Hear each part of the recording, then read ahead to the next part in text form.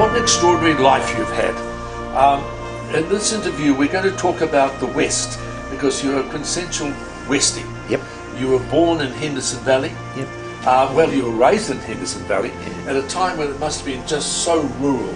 Yep. Your father in the wood cutting business, firewood business. So you understood Henderson, you understood the West. You later, of course, became the mayor from 1977 to 1980. But you've also had a life of giving, a life of commitment, a courageous life. So let me ask you about those early days in Henderson Valley. Great grounding for me. Taught me about working hard and achieving things.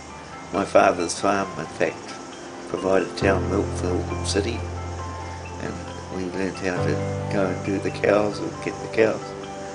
And we learned that work was good and it was beneficial. How big was the farm then? About 160 acres, Yes. which is pretty big in those days. Yes. And we milked 365 days a year, which is really to keep the town supply going. And we learned very quickly to do our share as kids to support my father and mother. Tell me about your mother and father. Well, Dad was very work-oriented and very principled sort of guy, without being too dominant. My mother was a great supporter and a great supporter of people in the community, so she always had an open door policy. And I remember on those days there were quite a few young men who became friends of my brother's, and they used to turn up on a Sunday afternoon and Mum would feed them. That was their feed for the week. We'd have 10 or 12 of them around the kitchen table. Did they live to see you be a mayor? No. Or a lawyer? No, I think Dad would have liked to see me be a farmer, as my brother was. But I remember very early on thinking I'd never make enough money to own a farm, so I'd become a lawyer and make some money and buy a farm. I never quite got to that stage. But you did go to the Henderson Primary School. Yes. And tell me about how that must have been in those days. Well, looking back, I didn't realise at the time I was incredibly lucky that the teacher we had was a dedicated woman teacher, very interested in bringing the best out of the children. And she identified early on that I had a good intellect, and she encouraged me to learn, to read, and to chase things down till I got the answer. I ended up ducks for the school, but it was only that, to me, that was just not an important thing for me. What were you reading? Can you remember? What inspired Mainly you? cowboy books. Oh yeah, we all did.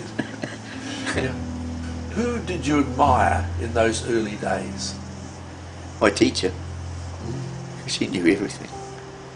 Yeah. They say that one teacher can make a pupil for life. Yeah. Yeah, she was very, very strict, but very understanding. It was really Ma Duck, we used to call her. Ma Duck. Yeah, And she got you. She got you. Yeah. Yeah. Yeah. She understood you. Yeah. And Yeah. in that way she was creating the man that you would become. Yeah.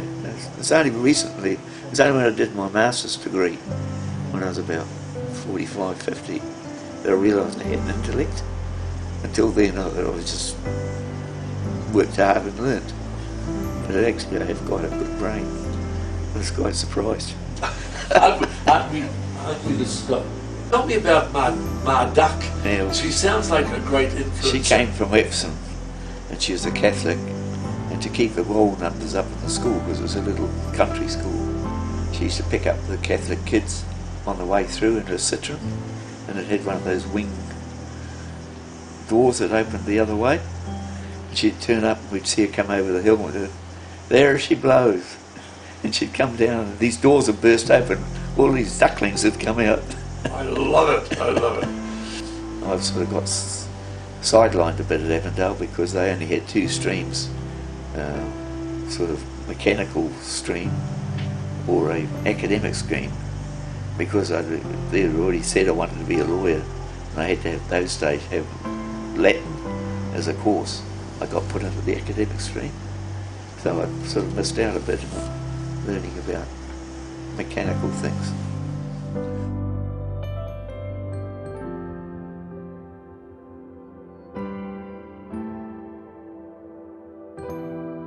When did you decide you wanted to be a lawyer?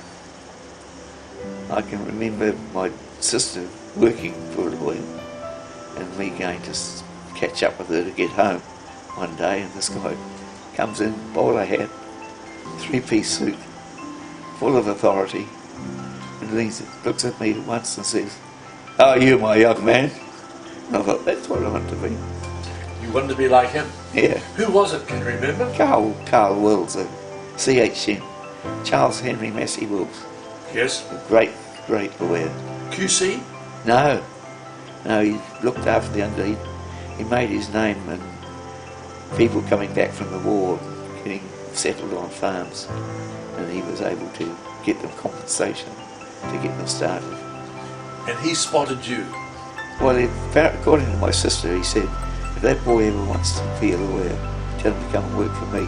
And I did. And he tutored me.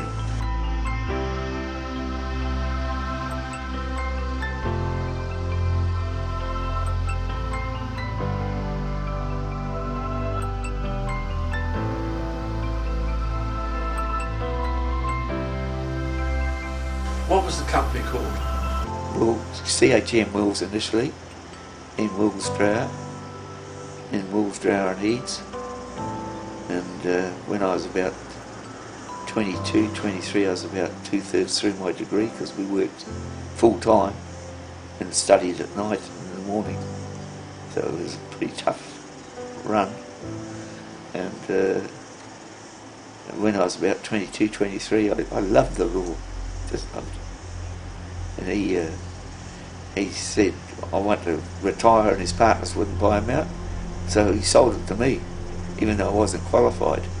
And so we did a deal where he gave me a £5 a week rise, and I paid him £5 a week to buy my share into the partnership. So when I qualified about 3 years later, I went straight into partnership. Did you keep friends with him all your Yeah, life? yes.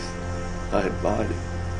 I can see that. Yeah. So you're found by two people, the teacher Yeah. and your lawyer who became Yeah. your partner prior, Yeah. and you bought his business. Yeah. How old were you when you bought that business? I was about 22, 23. And I took on a full partner's job. It meant slowing down my study for 3 years, because I was earning as much as a partner. I wasn't getting paid as much as a partner. But that was the name of the game. And I could see what the long-term objective was. Ian, tell me about the young man, the young you. Where did you live in those times? I lived in Waterview with a lovely old Irish landlady. And she was filled me full of spuds and Irish stew. Yeah. Kept me going. How did you come out west? Why didn't you go to, say, Remuera, Queen Street, and be a Queen Street lawyer? I'm a country boy. So you go back to your roots out west, where you meet Bernie Allen. Yeah, well, before then I met Mac Williams, who was the local draper, and very, very straight guy. And very famous in Henderson. Yeah. He clothed everybody Yeah. in Henderson. He was president of Rotary. And how did you know him? I just met him because my mother used to buy clothes off him. And he's seen the young seen me Ian come through. growing up. Yeah. And I was driving out west one day, and I thought, I'll just go and call it on Mac. He said, we need a lawyer ready, why don't you set up? So he talked to one of his mates, and he gave me an office, and I set up.